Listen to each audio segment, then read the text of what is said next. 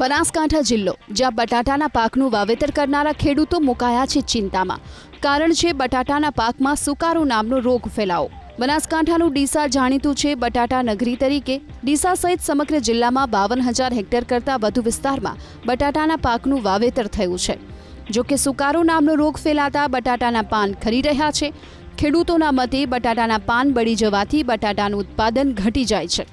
વાતાવરણમાં સતત પલટો અને કમોસમી વરસાદને કારણે બટાટા પકવતા ખેડૂતોમાં નિરાશા જોવા મળી રહી છે। ખેડૂતોને છેલ્લા 3 વર્ષથી બટાટાના યોગ્ય ભાવ નથી મળી રહ્યા। એવામાં સુકારો નામનો રોગ ફેલાતા ઉત્પાદન પણ ઘટશે। ખેડૂતોનું કહેવું છે કે બટાટાના 1400થી વધુના કટ્ટાના ઉત્પાદનની આશા હતી, પરંતુ હવે માંડ 800થી 1000 કટ્ટા ઉત્પાદન થાય તેવી શક્યતા છે। હાલમાં જો વાદળછાયું વાતાવરણ હતું અને આ વાતાવરણના ફેરફારના કારણે સુકારો આવી ગયો છે અને દરેક ખેડૂતને ભારેમાં ભારે નુકસાન થઈ શકે એવું લાગે છે।